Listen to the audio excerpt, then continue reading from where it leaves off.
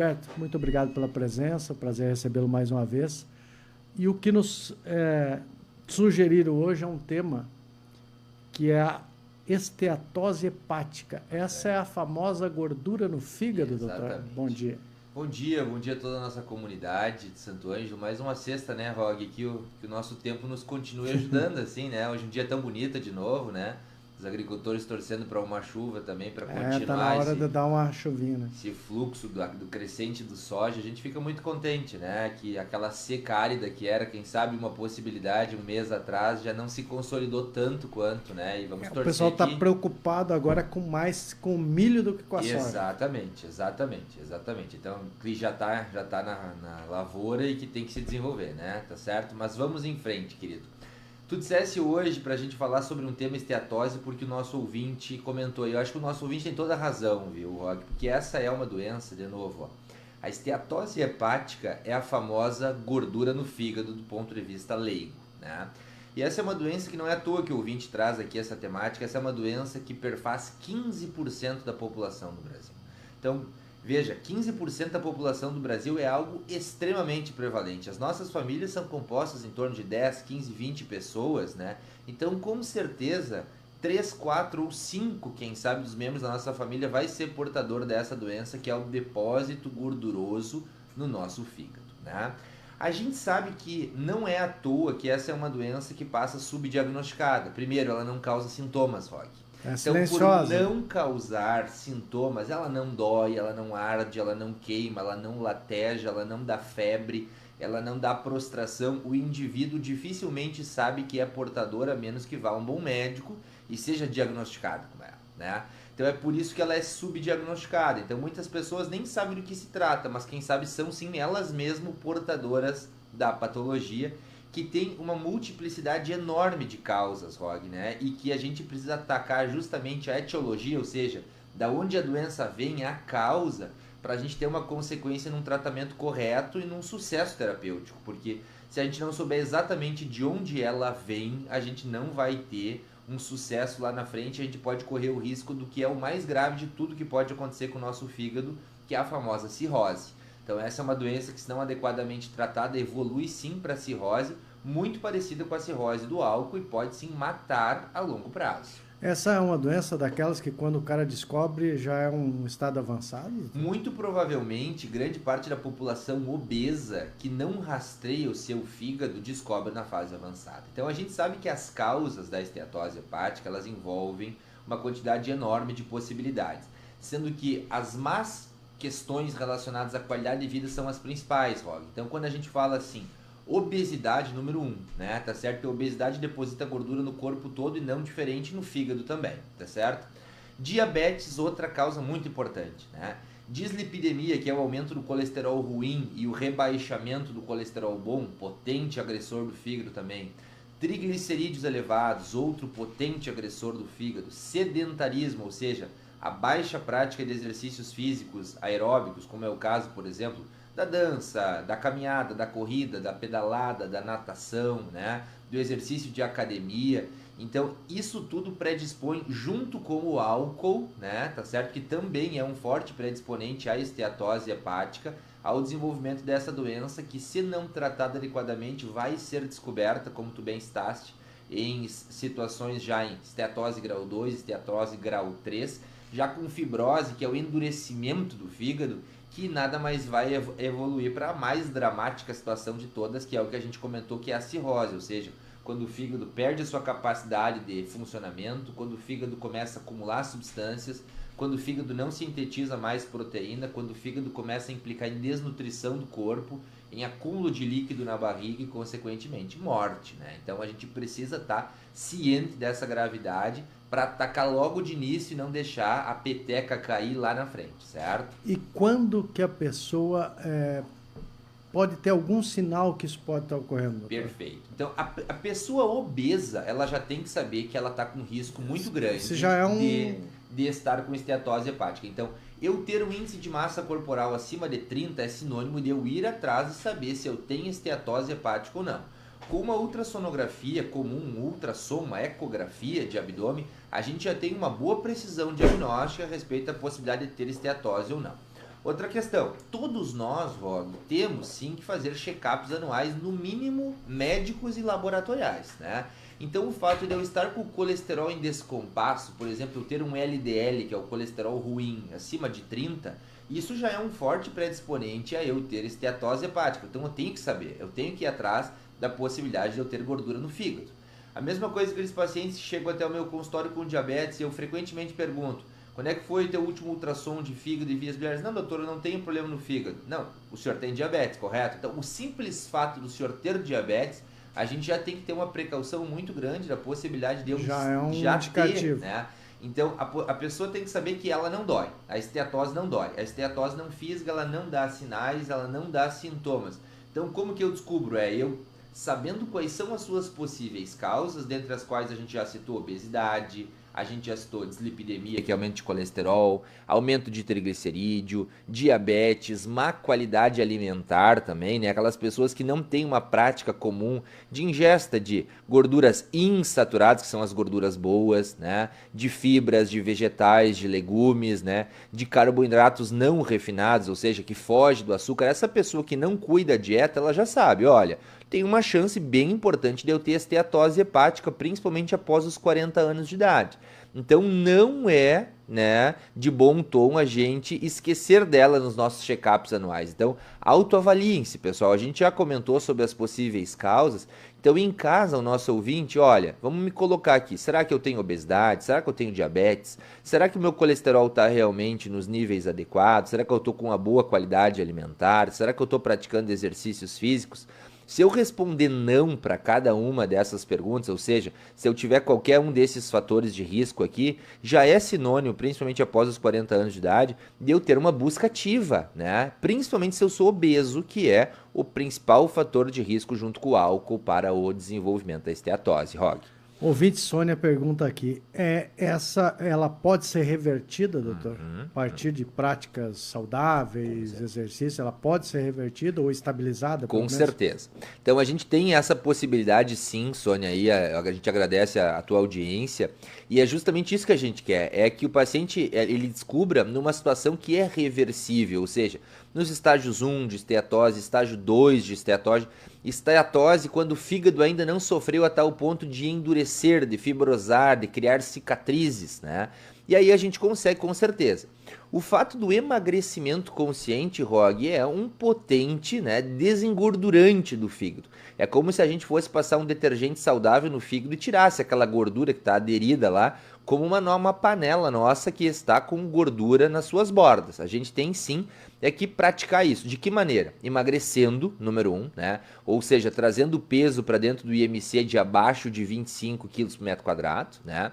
Então isso é algo muito importante. Segundo, a gente controlando o nosso diabetes, ou seja, a gente tendo uma hemoglobina glicada, que é o exame que mede o diabetes nos últimos 3 meses, ou seja, a nossa glicose média nos últimos 3 meses abaixo de 7%. Então, a gente também vai ter uma regressão importante. O uso de remédios antidiabéticos e também remédios que ajudam no poder de emagrecimento consciente, lembrando que a população não deve fazer tratamento medicamentoso para emagrecer sem um acompanhamento médico consciente, né? A gente tratando o nosso colesterol ruim, principalmente com as medicações estatinas, daí a gente tem potentes medicações acessíveis ao nosso público que ajudam sim a desinflamar esse fígado, como é o caso da rosuvastatina. Então temos maneiras, praticando exercício físico consciente, afastando-nos então dos açúcares, né, dos carboidratos muito refinados, de alto poder de absorção, como é o caso, por exemplo, do chocolate, da farinha branca, da massa, da batata inglesa comum, né, do arroz branco, ou seja, diminuindo esse, substituindo por carboidratos complexos, como é o caso, por exemplo, dos integrais. Tudo isso vai favorecer, junto com a perda de peso e com o abandono do consumo do álcool, a desinflamação do fígado, desde que nós não estejamos em fase cirrótica. Porque para a cirrose a gente tem um único tratamento, que é o transplante de fígado. Aí sim a coisa começa a ficar muito grave, né? Aí já é outro patamar, né, Rog? Aí a gente não quer chegar nesse nível, certo? O Getúlio, inclusive, pergunta aqui sobre medicamentos. Mas o medicamento... Medicamento precisamente, Getúlio, né, que chegue no fígado e limpe ele só, não existe. A gente tem que pensar o que está causando essa gordura no fígado. Se for a obesidade, nós vamos tratar medicamentosamente a obesidade com um fármaco, de novo, seguro, consciente, com acompanhamento. Se for o diabetes, nós vamos atacar o diabetes, né? Se for o sedentarismo, sedentarismo. Se for objetivamente o colesterol elevado, nós vamos na linha do agente causador. Aí sim, por consequência, esse fígado, assim como o corpo, vai melhorar de uma maneira global, né? Então, é essa a linha do pensamento. O fígado é uma consequência, e a gente vai ter que saber do quê? Se é do álcool, do colesterol, das más práticas de exercício físico, se é da obesidade, e aí tratar esta linha, né? Justamente porque a gente quer, gente. Muitas vezes as pessoas me perguntam, gente, qual é o segredo de viver 100 anos, né? Essa é uma pergunta muito vaga, porque viver 100 anos não diz nada. A gente primeiro tem que ser... A pergunta, a meu ver, mais lógica, Rog, seria assim, qual é o segredo para eu viver muito e viver bem, né? Porque também não me adianta eu viver 100 anos... qualidade de vida, né? Sem uma qualidade de vida, colocasse muito bem, né? Porque eu conheço muitas pessoas, por exemplo, que negligenciaram os seus cuidados de saúde e que tem sim 90 anos, tem 100 anos, mas aí com sondas nasogástricas, com sondas vesicais, com hemiparesia, que é a perda do movimento de um lado do corpo, com fraldas em cima de uma cama. Essa não é a nossa, né, a nossa aspiração principal. A nossa aspiração principal é sim viver 90, viver 100 e quem sabe viver mais do que 100, essa nova geração que tem tudo para isso, caso a medicina realmente seja respeitada. Mas, de novo, é viver bastante e viver bem, né? Então, acho que a pergunta mais lógica, doutor, qual é o segredo para eu viver bastante e eu viver bem? É justamente esse, né? É nessa linha. A esteatose é um bom marcador, é uma doença para a gente falar nisso, porque a esteatose envolve todas as más questões relacionadas ao desperdício da qualidade de vida, como é o descuidado com o próprio corpo, ou seja, descuidado alimentar, descuidado físico, descuidado com exames laboratoriais, descuidado com check-ups anuais, a gente vai ter esteatose. Então, se a gente está com esteatose, primeira coisa, eu não estou legal. O que eu posso mudar para que eu consiga chegar aos meus 90 ou 100 anos vivendo com maestria, com qualidade e realmente com prazer, né? Porque eu imagino que realmente a nossa questão relacionada ao desempenho funcional, quando a gente está muito aquém ou necessitando de muitos cuidados, a nossa saúde cognitiva, emocional, ela cai bastante, né, Rog? Com certeza. Sigo com perguntas dos nossos ouvintes aqui, doutor. Perfeito. A Semilde pergunta o seguinte, o potássio pode ser um problema para o fígado? Semilde, então, respondendo assim, ó, o potássio, ele é um íon que ele é ingerido pela dieta e é filtrado pelo rim, tá? Toda vez que o rim entra numa falência, principalmente numa falência aguda, ou seja, uma perda de função muito rápida, o potássio sobe. Então, o potássio por si só não é um marcador de lesão do fígado, mas ele é um marcador de lesão do rim. Agora, a gente tem que saber de uma coisa. Doenças corporais como o diabetes, que é uma das principais causas de esteatose, também machucam o rim.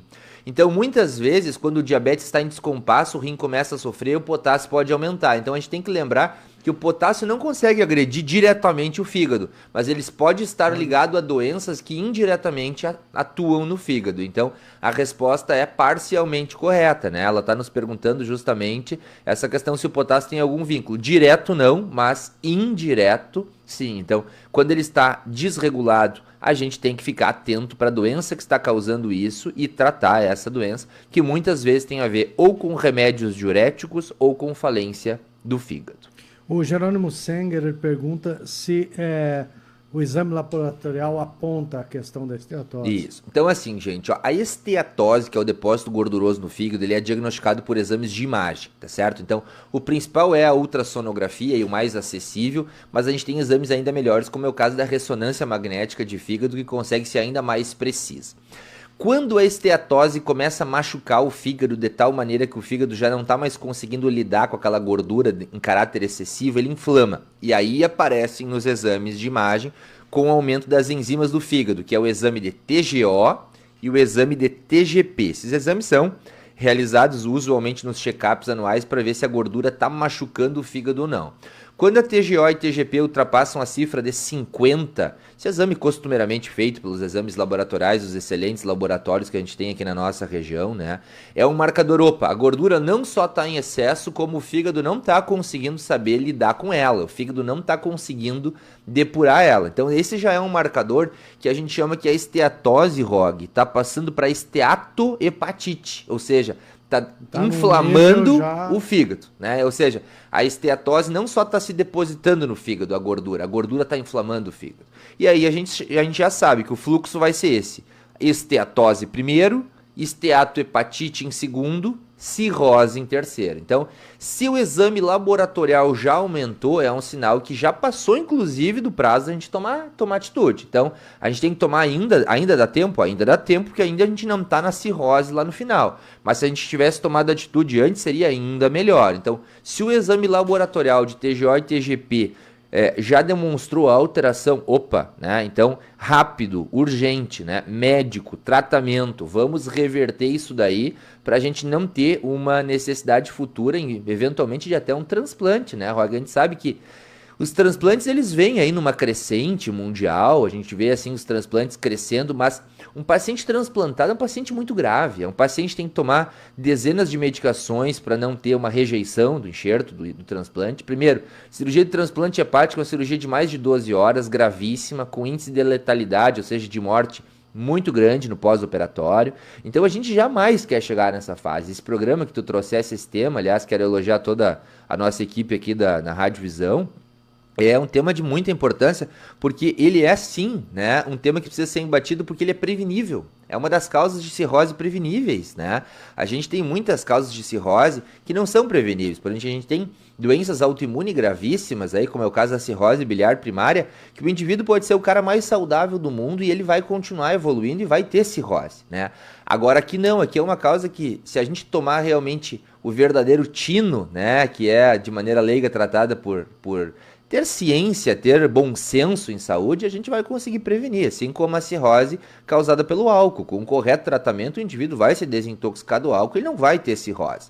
Só que a gente não pode deixar a peteca cair e o leite derramar da caixinha, né? O Eliseu pergunta sobre o uso da metformina, se ela tem uma eficácia. Eliseu, muito boa a tua pergunta, tá certo? A metformina é o principal remédio usado no diabetes, né? Diabetes tipo 2 é sinônimo de uso de metformina, é a droga de primeira escolha, sem dúvida um diagnóstico inicial e de fases moderadas e que vai conseguir baixar a glicose e desinflamar um desses fatores de risco primordiais da esteatose, que é o diabetes. Então, a metformina serve para quê? Para regular o diabetes. Ela age no fígado também, com certeza, porque a glicose ela está circulante no sangue, o sangue passa pelo fígado numa proporção de cerca de até 20, 30% do nosso sangue passa por lá a cada batida do coração, tá certo? Então a gente tem que entender que o fígado ele é um órgão muito vascularizado, né? 20% do nosso sangue vai para o cérebro, 20% do nosso sangue vai para o fígado e cerca de 15 a 20% do nosso sangue vai para o rim, o restante para todos os demais órgãos. Então a gente tem que lembrar que a glicose estando no sangue, ela chega com muita maestria no fígado e ela destrói. Então a metformina tratando essa hiperglicemia, melhorando a sensibilidade da insulina no fígado, ela vai ajudar na limpeza do fígado. De novo, ela não vai ajudar e chegar lá e fazer o serviço sozinha. Ela é um tratamento para o diabetes, que é um dos potentes agressores do fígado no caso da esteatose. É claro que muitas vezes pacientes que somente têm obesidade, uma certa resistência à insulina e que ainda não evoluíram para diabetes, mas que já têm esteatose, a gente costuma usar a metformina para ajudar nesse processo de limpeza. Mas a metformina sozinha não vai conseguir isso, a gente não muda hábitos, não se exercitar e não fazer toda a questão relacionada ao estilo de vida correto. E a diferença daquela questão do comprimido revestido? Joia. Então a gente sabe hoje que a gente tem comprimidos revestidos de metformina e comprimidos de metformina de liberação imediata não revestidos. A metformina é um remédio, de novo, muito bacana, muito antigo e muito atual. Eu sempre falo isso porque surgiu há muito tempo e continua sendo muito bom. Então quer dizer que ele está durando até a atualidade. Que nem as marcas famosas que a gente vê às vezes de produtos eletrônicos que são antigas e atuais e continuam funcionando muito bem. Então a gente tem que entender que o comprimido de liberação imediata, ele usualmente causa mais efeitos colaterais, e é por isso que surgiu o comprimido revestido. Comprimido revestido é aquele comprimido que agride menos o estômago quando ele é ingerido e que ele causa também menos diarreia, que é um dos efeitos colaterais importantes da metformina. Quando ela chega no intestino, ela é um pouco irritativa e ela consegue dar em cerca de até 20% dos pacientes diarreia associada ao tratamento de diabetes.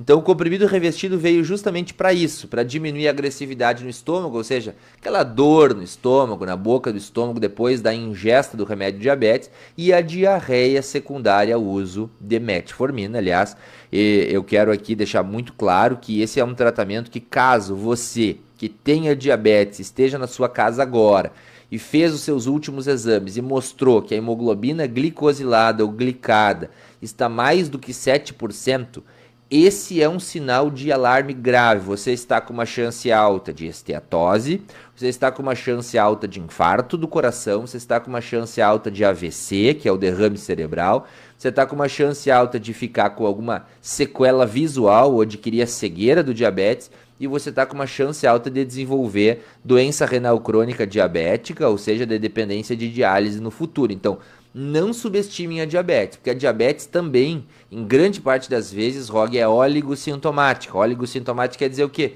Dá pouco sintoma, né? A menos que esteja muito descompensado, aí sim, o paciente vai ter muita sede, o paciente vai levantar várias vezes para fazer xixi à noite, mas na maciça maioria das vezes o diabetes ele passa batido, né? Eu recebo tranquilamente 2 ou 3 pacientes por semana com cifras de diabetes de mais de 300 em jejum, ou seja, de mais de 10% de hemoglobina glicada, e que o sintoma deles não tem nenhuma conexão com o diabetes. Eu digo, olha, quem é que está cuidando do seu diabetes? Não, eu estou tomando chá.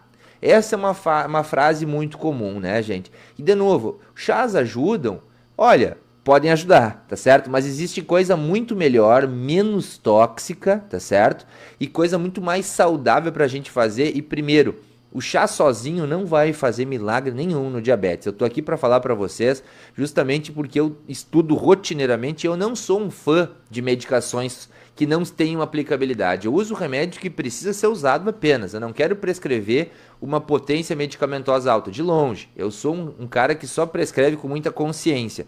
Mas chá sozinho não trata diabetes. Então, fica essa frase ao nosso ouvinte para a gente não se deparar lá no futuro com a cegueira, com a diálise, com o transplante hepático, com a sequela de AVC ou com a molinha do coração, Rock. A Lisiane, ela diz assim, doutor, que ela está com as unhas amarelas. E ela quer saber o que isso pode indicar. Olha, questões relacionadas à fragilidade ungueal e alteração das cores de unha, gente, muitas vezes tem 3 situações potencialmente causadas. Tá? Primeiro, carência vitamínica. Isso tem que ser visto. Tá certo? Carência vitamínica pode dar alterações na fragilidade das unhas, ou seja, unhas quebradiças e alteração da cor das unhas. Tá? Segunda alteração, alterações metabólicas. O que são alterações metabólicas? A gente acabou de citar uma delas. Diabetes, outras alterações metabólicas. Distúrbios relacionados à função da tireoide, né? Também é uma possível causa. Alterações renais também são alterações metabólicas, tá certo? Alterações relacionadas à desnutrição também são metabólicas. Carência de ferro na dieta também é uma alteração potencialmente metabólica que pode dar alterações unguiais e da cor. E também a ingesta excessiva de alimentos ricos em beta-caroteno. Beta-caroteno é um pigmento amarelado que tem nas frutas cítricas e que também pode dar pigmentação amarela das unhas. Essa é uma situação rara, né, de intoxicação por beta-caroteno, mas existe e que pode ser a causa da nossa querida ouvinte. Então eu vou sugerir a ela procurar um profissional para a gente avaliar isso, que não é costumeiramente normal. E aí a gente tem, fugindo das doenças ainda, o uso crônico de acetona, né? Acetona e esmalte, quando muito tempo utilizado, pode sim alterar a coloração das unhas e aí dá um dano químico. Daí não é uma doença na realidade, né, Rog? Por isso que uma questão estética daí, né? Tá certo que foi ali agredindo de maneira química as unhas de alguns pacientes. Isso acontece com relativa frequência também.